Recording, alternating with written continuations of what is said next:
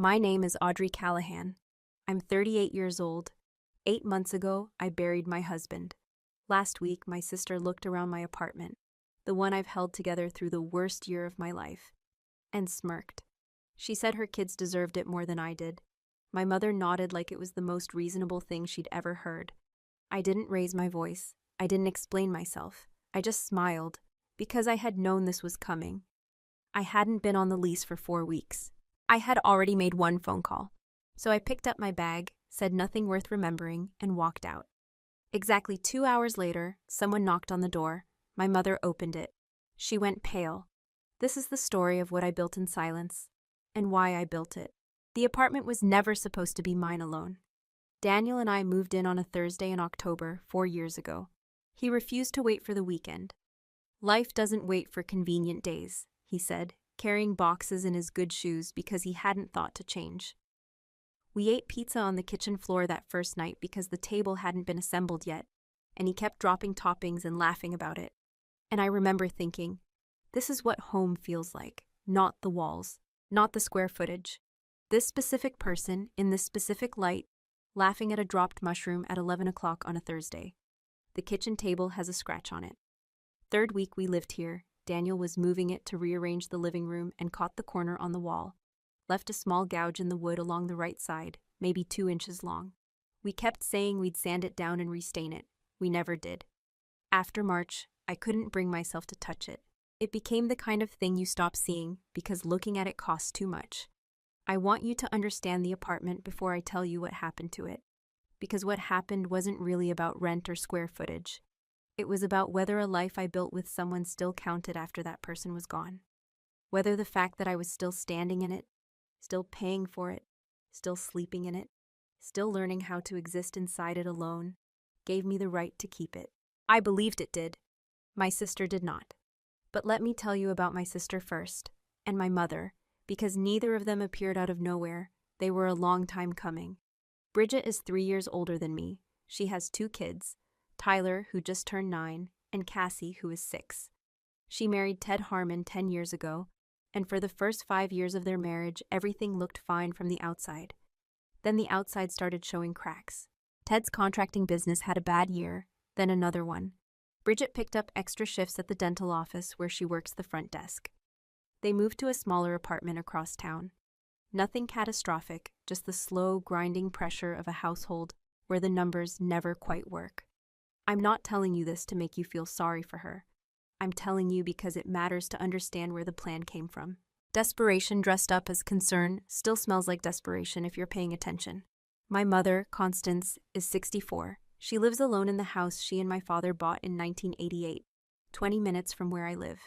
My father passed 6 years ago. Since then, she has orbited around Bridget the way planets orbit the largest mass available. It's not that she didn't love me. I've always believed she loved me, but love in my family has never been distributed evenly. Bridget knew how to need our mother in ways that made our mother feel essential. I knew how to manage things quietly, which meant I rarely gave our mother the chance to feel needed at all. For most of my life, I accepted this as the weather. You don't argue with the weather. You dress for it and go on with your day. Daniel used to say I was the most competent person he'd ever known, and that he meant it as a compliment but also as a gentle worry. You make it too easy for people to take you for granted, he said once, not unkindly. You solve everything before anyone notices there's a problem, so no one ever sees the work. He wasn't wrong, but I didn't know how right he was until he was gone, and the people around me started calculating what his absence meant for them. Bridget came to see me in April, 3 weeks after the funeral. She stood in the hallway with her coat still on, like she wasn't planning to stay long, and said she was worried about me. I remember the specific quality of her concern. It had that rehearsed warmth, the kind that sounds sincere until you notice it doesn't actually ask any questions. She looked at the bedroom door. She looked at the closet in the hall. Then she said, "Are you keeping the bedroom set or are you thinking about selling it?" I told her I hadn't decided yet. She nodded. She said, of course, take your time." Then she left. She called twice in the following 2 months, both times brief, both times ending with some version of, "You're so strong, Audrey." I started to understand that my strength was convenient for her. It meant she didn't have to show up. The funeral itself was on a Friday in March. Bridget sent a text at 7:14 in the morning. Kids are sick, I'm so sorry, I'll call soon. She did not call soon. I stood at the graveside with Daniel's college roommate on my left and his mother on my right, and I watched them lower the casket. And I thought about how the person who knew me best in the world was inside that box, and I was now responsible for figuring out who I was without him. My mother came. She sat in the front row and held my hand during the service, and I was grateful for that. But she left 45 minutes after the reception started. Her feet were bothering her. I nodded and told her to drive safe. That nod, I've thought about it since. I've gotten very good at nodding to give people permission to leave. I paid for the funeral myself. $8,400, which I put on the credit card I'd been paying down since we got married, and then transferred the balance when the estate cleared 2 months later. No one asked if I needed help. No one offered. I didn't ask. That was the deal I'd made with my own nature. I didn't ask, and so no one had to answer. The life insurance came through in May. $180,000. I put most of it in a savings account and sat with it for a while. The way you sit with anything that arrives carrying grief attached to it. It didn't feel like money. It felt like a decision Daniel had made before he died to make sure I would be okay. I took that responsibility seriously. I wasn't going to spend it carelessly. I wasn't going to let it disappear. What I did with it, eventually, was the last thing Bridget would have expected of me. But I'm getting ahead of myself. The message arrived on a Monday morning in early October.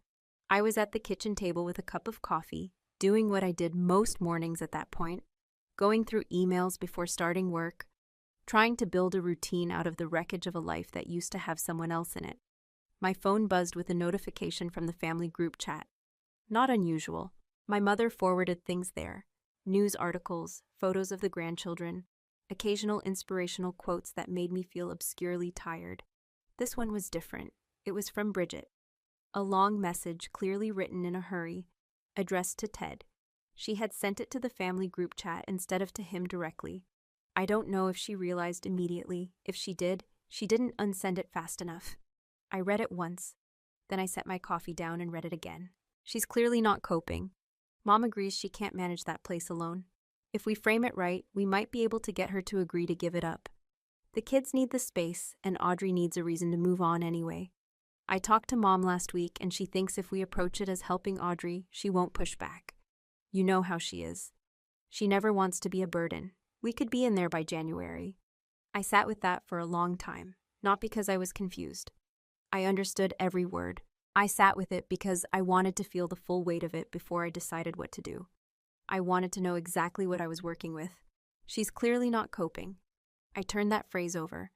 I had gone back to work 6 weeks after Daniel died. I had navigated the paperwork, the accounts, the insurance claims, the lease renewal, the thank you notes, the grief, the silence, the learning to cook for one person again. I had done all of that without asking a single person in my family for help, because asking had never been a language I learned at home. And from the outside, apparently, this looked like not coping. You know how she is. She never wants to be a burden. That one landed differently, because it was true, and Bridget knew it was true, and she was using it as a strategy. Mom agrees. 2 words. That was the part that sat heaviest. Not Bridget. I had calibrated my expectations of Bridget years ago, but my mother had sat down with my sister and agreed, before saying a word to me, that my home should be handed over to someone else. She had nodded along to a plan built on my grief and my silence and my instinct not to cause trouble. She had looked at my life and seen an opportunity for someone else. I didn't cry. I didn't call anyone. I got up, rinsed my coffee cup, and went for a walk. 45 minutes, through the neighborhood, into the park, back around. The October air was sharp and I walked fast, and by the time I came back, I had made a decision. I was not going to confront them. Not then. Not the way they were expecting. Daniel used to say, "Don't react when you're hurt. Respond when you're ready." I was going to be ready. The first call I made wasn't to a lawyer. It was to my landlord. Gerald Foss has managed this building for 11 years. He's a straightforward man, mid-50s, not particularly warm, but not unkind. The kind of person who answers his phone during business hours and says exactly what he means. I had always paid rent on time. We had a cordial, functional relationship, which is the best kind of relationship to have with a landlord when you need a favor. I called him on a Tuesday afternoon and told him I needed to restructure my lease arrangement. Quietly, if possible. He asked what I had in mind. I told him I'd recently established an LLC and wanted to explore transferring the lease into the company's name, with me remaining as the managing party. He was quiet for a moment, then he said, "That's your legal right, Ms. Callahan. I'll need the company documentation and we'll run the standard credit check on the entity. But if everything clears, I don't see a problem. I'll send the paperwork Monday." I thanked him. I hung up the phone and sat at the kitchen table, the same table with the scratch in it, and wrote 2 words in the small blue notebook I kept for work tasks. Step 1. The LLC had been on my mind for a few weeks before the message from Bridget. I had been thinking about what to do with Daniel's insurance money, not spending it exactly, but doing something purposeful with it. Something that acknowledged that he had earned it, that it meant something, that I wasn't going to let it just sit and slowly become ordinary. I had been thinking about the apartment, about how Austin's rental market had changed, about how much the building had appreciated since we moved in. I'd been thinking about it the way you think about something before you know you're going to act on it. Bridget's message turned thinking into building. I called Victor Ashworth 2 days after calling Gerald Foss. Ashworth ran a small real estate law practice out of an office on South Congress. I'd found him through a colleague at the nonprofit where I worked. He was thorough and direct, and didn't treat my questions like they were unusual. I laid out the situation, not the family part, just the legal mechanics. I wanted to establish an LLC, transfer the lease into it, and ensure that the arrangement was airtight. He walked me through every step. "Let me make sure I understand," he said, leaning back in his chair during our second meeting, looking at the documents I'd brought. "You want the company to hold the lease while you remain the sole managing member and authorized representative." He paused. "So from a practical standpoint, you'll still be controlling the property, but you personally will no longer be the named leaseholder." "That's correct," I said. He looked at me steadily for a moment. "And the reason for this structure?" I told him I was protecting an asset during a period of personal uncertainty. He nodded slowly. "That's not revenge," he said. "That's asset protection." There was something almost appreciative in his tone. Not approval exactly, just recognition. "I'll have the paperwork ready by the end of the week." I named the company Callahan Property Group, LLC. Not after myself. My maiden name is Wheeler. I kept Daniel's name. I don't know if I can fully explain why, except that it felt right. He had earned the money that made this possible. He had spent 11 years building a life with me that I was now protecting. It seemed only fair that his name be on the door. The lease transferred on October 14th. I signed the paperwork in Ashworth's office, received confirmation from Gerald Foss by email, and filed everything in a red folder I kept at the back of my desk drawer. I had not been a named individual on this lease for 4 weeks before the day my sister came to take it. In the meantime, I kept going to family dinners. I answered my mother's texts. I sat across from Bridget at a Sunday dinner in late October and listened to her talk for 12 minutes about how square footage affects children's development, and I passed the bread rolls and said, "You're right, space really does matter." And she beamed at me, and my mother nodded, and I sipped my water. I kept the blue notebook in my coat pocket every time I saw them. Old habit. I'd always used it for work, but I'd started using it differently. After each family gathering, I'd sit in my car before driving home and write down what was said, what was implied, what was planned. Not for any particular purpose, just because I found that writing things down stops them from living rent-free in your chest. The week before they came, my mother texted me, "Honey, your sister and I would like to come by Tuesday. Just a quick chat about some things." I read it standing in my kitchen. I texted back, "Sounds great, Mom." Then I called Gerald Foss to confirm one final time that all the paperwork had processed correctly. "Everything's in order on our end," he said. "Callahan Property Group, LLC is the current leaseholder. Lease is active and in good standing." "Thank you, Gerald," I said. I made one other call that evening, to Ashworth. Not because I needed anything. Everything was already in place. Just to let him know that Tuesday was the day. He said, "You have everything you need. Call me if anything unexpected happens." Then he paused and said, "How are you doing, Audrey, with all of it?" I wasn't prepared for that question. I'd been asked, "Are you okay?" so many times in the past 8 months that the phrase had become nearly meaningless. A social formality, like "How are you?" to which the expected answer was fine. but Ashworth asked it like he actually wanted to know. I'm calm, I said. Just calm. He said, That's exactly right. That night, I stood in the apartment for what felt like the last time, in a particular way. I didn't do anything dramatic. I walked through the room slowly. I looked at Daniel's jacket hanging on the hook by the front door. A gray wool jacket he'd worn so often it had taken the shape of his shoulders. I had never moved it. Some mornings I still reached past it without thinking, half expecting it to shift the way a person's coat shifts when the person is still alive and present and coming home. I packed 6 boxes of personal things into my car. The photo albums, Daniel's watch, the journal I'd kept the year we got married, a few pieces of jewelry that had been my grandmother's, things that were irreplaceable. I put them in a storage unit I'd rented for the occasion. I left everything else. The furniture, the kitchen things, the books on the shelves, the table with the scratch, the jacket on the hook. I left them deliberately. I wanted the apartment to look like my life was still inside it. Because in some ways it still was. I drove home and slept better than I had in weeks. They arrived at 10:37 on Tuesday morning. I heard the elevator in the hallway before I heard the knock. Then the knock, 2 sharp raps, Bridget's signature, like she was announcing something rather than asking permission. I opened the door. Bridget had dressed up. Not formally, but carefully. A blazer over a floral top. Her hair done. She was smiling the smile she wore when she had decided something was already settled. My mother stood behind her, slightly to the left. Constance was wearing her good coat, the navy blue one she saved for occasions, and she was holding her purse with both hands in that way she did when she was nervous. I noticed the purse grip. I filed it. Audrey. Bridget stepped in and kissed my cheek like we were at a birthday party. She moved past me into the living room and looked around slowly. Not the way you look around someone's home because you're interested in them. The way you look around when you're calculating. Her eyes moved to the windows, the open kitchen, the hallway toward the bedroom.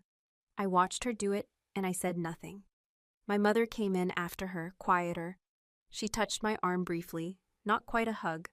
Her eyes went to the jacket on the hook by the door, and I saw her hesitate for just a moment. Something crossed her face and then left it. She followed Bridget into the living room. I offered them coffee. Bridget declined.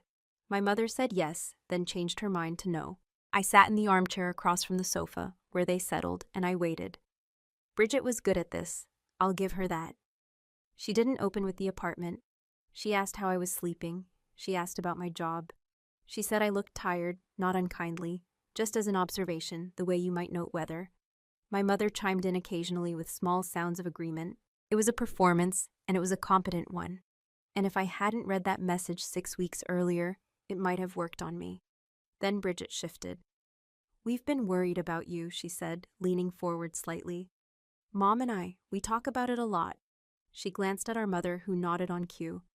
You've been carrying so much by yourself since Daniel, and we don't think you should have to keep doing that. I kept my expression neutral. I appreciate that. This apartment, she gestured around the room. I know it meant a lot to you and Daniel, and I know that's exactly why it might be harder to be here than you're letting on. She paused. You don't have to pretend to be okay, Audrey. Not with us. There it was, the framing. You're not okay. You're pretending. Let us help you by relieving you of this thing you're struggling to hold. I'm not pretending, I said. My voice was even. Bridget nodded like that was exactly the kind of thing someone who was pretending would say. Of course, she said gently. But sometimes when we're grieving, we hold on to things because they feel like the last connection. And that's natural.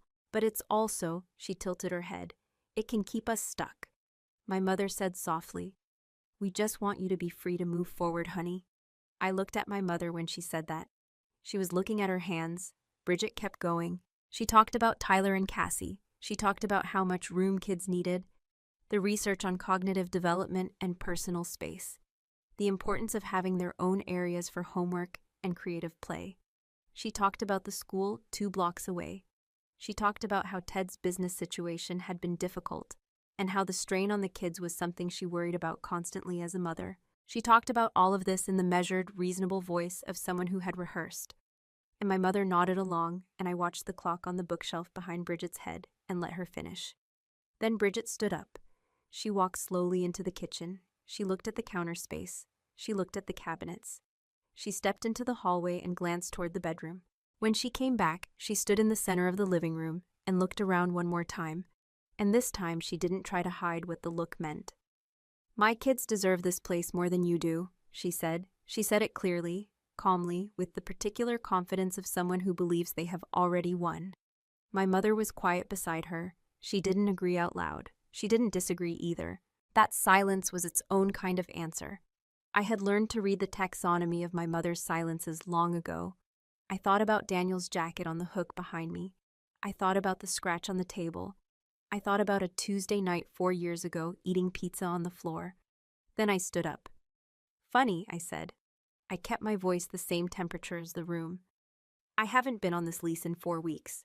Bridget blinked. A small laugh of confusion. "What?" "The lease," I said. "My name isn't on it anymore. Hasn't been for about 4 weeks. She shook her head slightly, the way you shake your head when you think you've misheard something. "That doesn't make sense. You live here." "I do," I said. I took my phone out of my pocket. I pulled up the contact for Gerald Foss, which I had already moved to the top of my recent calls list, because I am the kind of person who prepares. I pressed call. He picked up on the second ring. "Mr. Foss," I said. "This is Audrey Callahan, representing Callahan Property Group, LLC. I'm calling to report that 2 individuals are currently present in Unit 4C without authorization under the LLC agreement. I'd like you to proceed as we discussed." A brief pause. "Understood, Ms. Callahan. Give me approximately 2 hours." I ended the call. I looked at Bridget once. I looked at my mother once. Neither of them said anything, which was probably wise. I picked up my bag from the entry table. I walked to the front door. I stopped at the hook and looked at Daniel's jacket for a moment. The gray wool, the shape of his shoulders still in it, still there after 8 months. I put my hand briefly on the sleeve, just once. Then I opened the door and I left. I drove to a coffee shop on Lamar Boulevard that I had discovered 3 months ago, on a Saturday when I couldn't be in the apartment anymore and just needed to be somewhere that didn't know me. I ordered a large coffee. I sat at a table by the window. I opened my blue notebook to the last page, where 2 words were written in my own handwriting from 3 days ago. Step 1. I added 2 more words below them. Call placed. Then I put the pen down and held the cup with both hands and let it be warm. I thought about Daniel. Not the sharp, acute grief of the early months, the kind that ambushes you in the cereal aisle or at stop signs, or when you reach for your phone to tell someone something and remember there is no one to tell. This was something else, quieter, more like a conversation you can still have even when one side of it has gone silent. I think he would have understood what I had done. More than that, I think he would have recognized it. He always said I responded instead of reacting. He always said I did things properly when I finally did them. I missed him so much in that coffee shop that for a few minutes I couldn't finish my coffee. I just sat there with the cup getting warm in my hands and let the missing happen because I have learned that you don't get to skip it. You can only let it move through. After a while, it moved through. I checked my watch. 11:03. I had about 2 hours. I picked up my book. I didn't read much of it, but I held it, and I sat there and I watched the street outside, and I was calm. Actually calm. Not performed calm. Not gritted teeth calm. The kind that comes when you've done everything you could do. And now it is simply time to let events arrive. My phone buzzed at 12:51. A text from Gerald Foss. Process initiated. Representative will be at the unit at 12:58 p.m. I put down the book. I ordered a second coffee. And then I waited 7 more minutes. Inside the apartment, I would later piece together what happened from things my mother told me. After I left, Bridget stood in the living room for a moment. Then she took a breath and said, more to herself than to anyone else, "That doesn't mean anything. She's confused." She went to the kitchen and took the tape measure out of her bag, the one I had seen tucked inside it when she walked in, the end of the yellow tape just visible above the zipper. She began measuring the counter space, calling out numbers to no one. My mother sat on the sofa and didn't speak. Bridget measured the kitchen. She moved to the second bedroom and measured that too. She called Ted. "It's going exactly as planned," she said. "I'll explain the Audrey thing when I get home. It's nothing." My mother looked at Daniel's jacket on the hook. She had been avoiding looking at it. Now she looked directly at it. The gray wool, the shape. She had seen Daniel wearing that jacket at Christmas 2 years ago. She had seen Audrey reach for it once without thinking, months after he died. A gesture so habitual it had bypassed grief entirely, the body just doing what it always did. And then stop and put her hand down and say nothing. Constance sat on the sofa and held her purse and thought about that. At 12:58 exactly, there was a knock at the door. My mother was closer to the door. She stood and opened it. Dale Whitmore was 40 years old, wore a gray vest, and carried a document case. He had the manner of someone who has delivered news in many situations, and learned that manner is what keeps situations manageable. He looked at my mother and said, "Good afternoon, ma'am. I'm here on behalf of Callahan Property Group, LLC, regarding Unit 4C. Are you the current leaseholder?" My mother said, No, my daughter. And is the leaseholder present?" Constance turned. Bridget had come out of the second bedroom with the tape measure still in her hand. She looked at Dale, she looked at the document case. Something in her face shifted, a small, careful shift like a wall noticing it has developed a crack. "What is this?" she said. Dale opened his case. He removed a document, 2 pages, stapled, official letterhead. He held it out to my mother, who took it automatically, the way you take things people hand you before you understand what they are. "The unit is currently under lease to Callahan Property Group, LLC, Dale said. "The previous individual lease arrangement has concluded.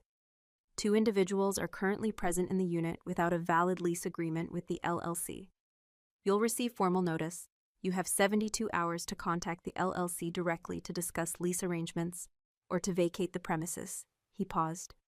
"The contact information is on the notice. The LLC representative is Audrey Callahan." He nodded once, picked up his case, and left. The door clicked shut behind him with the same quiet certainty of everything else that had happened that day.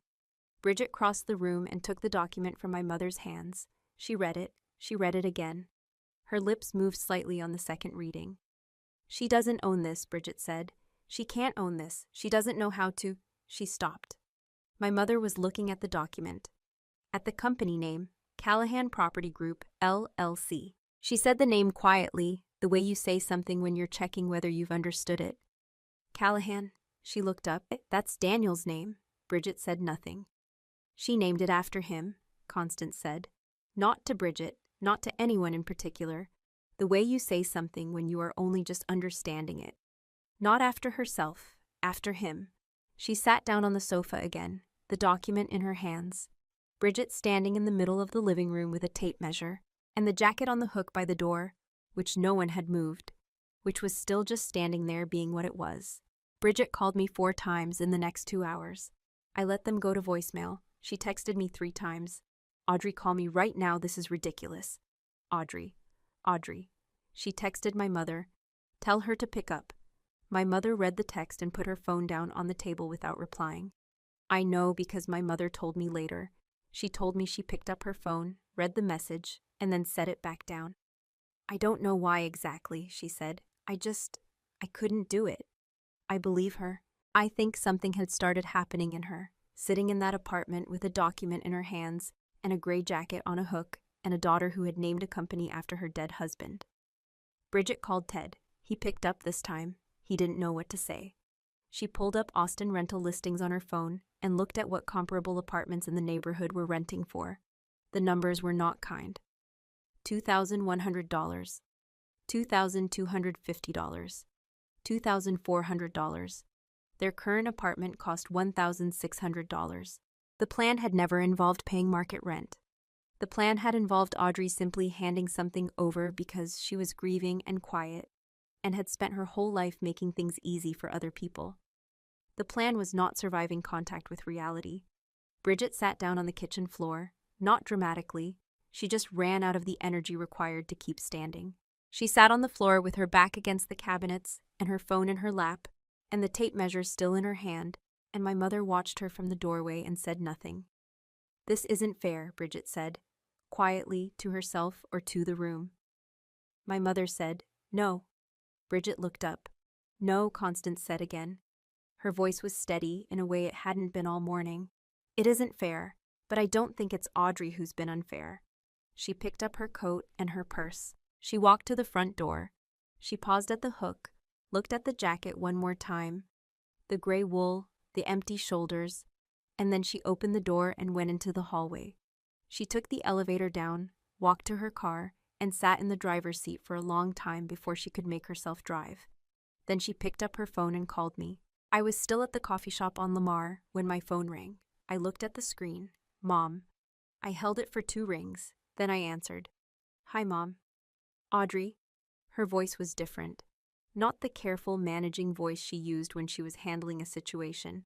Something underneath that. Something older. I need to see you, not at the apartment. Somewhere, just the 2 of us. Can you? There's a coffee shop on Lamar, I said. I'm already here. How long until you can get here? A small pause. 20 minutes. Okay, I said. I'll be here. She arrived in 18. I saw her through the window before she came in. She was walking more slowly than usual, her good coat buttoned up, her purse held in both hands the same way she'd held it when she arrived at my apartment that morning. But something was different in how she carried herself. The certainty was gone. She looked like what she was, a 64-year-old woman who had made a mistake and was trying to figure out how to say so. She came in, she sat down across from me. I poured water from the carafe on the table into a glass and slid it to her without being asked. She looked at it, and I saw her throat move. Tell me what you actually knew, I said. Not harshly, just clearly. Before you tell me you're sorry, tell me what you knew. She wrapped her hands around the water glass. I knew about Bridget's plan, she said. She came to me 5 weeks ago. She said you weren't managing well, that the apartment was too much for you, that giving it up might be the best thing for you. She paused. She said if we approached it the right way, as help, you wouldn't push back. And you believed her. My mother looked at the table. I wanted to believe it was about helping you. She looked up. But she said if they got the apartment, she and Ted would help with my expenses. My fixed income has been tight since your father, and she stopped. You agreed, I said. Yes. I let that sit there between us. I didn't fill it in. I didn't soften it. She needed to sit with what she had said. After a moment, she said, I knew when I saw that jacket. I sat there looking at it and I thought, Audrey put that there. She left it there on purpose. Not because she forgot. Because she shook her head. And then the company name, Callahan. I kept thinking about what it meant that you named it after him and not after yourself. That you used what he left you to build something. Yes, I said. I'm sorry, she said. And then she just kept going. I'm sorry I agreed to something that was designed to take advantage of your grief. I'm sorry I didn't call you before any of this. I'm sorry I left early at Daniel's funeral. I'm sorry I let your sister speak for your life when she doesn't know the first thing about what you've been carrying. She said all of this steadily without breaking down. I had expected tears. The steadiness was harder. I reached into my coat pocket and took out the blue notebook. I opened it to the last page. Not the step 1 page, but the page before it, which I had written on the night before they came. 3 things, written out in my regular handwriting, nothing dramatic. I put it on the table in front of her. She looked down at it. She read the 3 lines slowly. The first, no more using family obligation as a psychological lever. What I owe you doesn't include my silence about things that hurt me. The second, no involvement in any plans made by Bridget that concern me without asking me first. The third, I can leave any conversation that doesn't feel safe, and that is not rejection. It is a limit. My mother read them. Then she read them again. I watched her face while she did it. Those are fair, she said finally. Not that's a lot to ask or those seem harsh or any of the hedging I might have expected. Just, those are fair. I know, I said. She asked quietly, what about Bridget? I looked at her steadily. That's not my problem to solve, Mom. She nodded, a different kind of nod than the ones she'd been giving all morning. This one was her own. We sat there for another hour. We didn't talk about the apartment anymore, or the LLC or the 72-hour notice. We talked about my father, a little. We talked about Daniel, actually talked about him, in a way my family almost never had, because grief in my family was something you managed privately and didn't impose on others. My mother told me about a time before I was born, when she and my father had a year that almost broke them, and how they came back from it, and why she thought about it sometimes. I listened. I let her tell it. It was the most present I had felt with my mother in years. When she stood up to leave, she held on to the edge of the table for a moment. Then she looked at me and said, "I'd like to call you on Sundays, just to talk, not to ask anything, just to talk." I thought about it for a genuine moment. "Okay," I said. "Sundays." She left. I stayed for another 20 minutes, finishing my coffee, which had gone a little cold. I didn't mind. I held the cup and looked out the window at the street and let the afternoon settle around me. I thought Daniel would have liked how this ended, not because anyone got crushed, not because justice arrived in some spectacular way, but because no one was allowed to keep taking from me, and I had done what needed doing with my hands and my head instead of my grief. And the door I left open was the one I had chosen to leave open, not the one someone else had forced. 2 months later, it was December. Bridget and Ted found a 2-bedroom across town. I heard this from my mother, who mentioned it matter-of-factly on our Sunday call in November. She didn't editorialize. She said it the way you say the weather, a fact that had occurred and settled. Bridget had not contacted me. I had not expected her to, and I was not waiting for it. Callahan Property Group, LLC, had a new tenant in Unit 4C by November 15th. A young woman, a graduate student, who had been looking for something stable and quiet. I signed the paperwork from my apartment on a Tuesday afternoon with a cup of coffee at my elbow, and it was the most ordinary thing in the world. The blue notebook is on my desk. I haven't written anything new in it, but I haven't put it away either. It sits there, closed, next to the coffee mug I use every morning. Sometimes I look at it and think about all the things I wrote in it over those 6 weeks. The observations, the plans, the 3 conditions. And I think about how it started as a record of being hurt. Being hurt and became, eventually, something else. A record of responding instead of reacting. A record of not waiting for people to be ready before protecting yourself. My mother calls on Sundays. She doesn't ask for anything. She tells me about her week, and I tell her about mine. And sometimes we talk for 15 minutes and sometimes for an hour and a half. 2 weeks ago, she asked about Daniel. Asked a real question, the kind that requires a real answer, about what he was like as a person. I told her for almost 40 minutes. She listened to all of it. It's not repaired. I want to be honest about that. What broke between us didn't unbreak because of one honest conversation in a coffee shop. There are still things between us that will take a long time, and some things that probably won't fully heal. But there is something real there now, something that wasn't managed or performed or arranged around someone else's convenience. She shows up on Sundays. I answer. That's where we are. As for the jacket, Daniel's jacket, I donated it in November to a coat drive at the nonprofit where I work. I held it for a moment before I put it in the bag. I thought he would have wanted it to keep someone warm. He was practical that way, and generous, and he never held on to things longer than they needed to be held. I am still learning to be more like him in that regard. But I'm learning. I still talk to him sometimes, not out loud, just in the way you carry someone with you when they're gone, in the particular frequency of your own thoughts. I told him what happened. I told him about the LLC and the folder and the coffee shop and the 3 conditions in the blue notebook. I told him about my mother and the Sunday calls. I think he would have laughed a little. Then he would have gotten serious and said something like, "You did that exactly right, not because anyone got hurt, because no one was allowed to keep hurting me, because I responded when I was ready." 11 years he knew me. He knew what it cost me to ask for anything. He knew what I looked like when I was managing something silently instead of letting anyone know it hurt. He used to say I was the most competent person he'd ever known, and that he meant it as a compliment but also as a gentle worry. I think I'm starting to understand what he meant. And I think he'd be glad I finally do.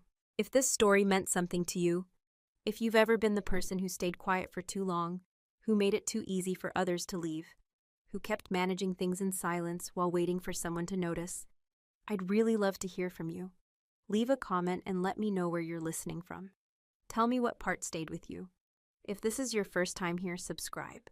I'll be back next week with another story. And if you know someone who needs to hear this one, share it with them. Thank you for listening all the way to the end. It means more than you know.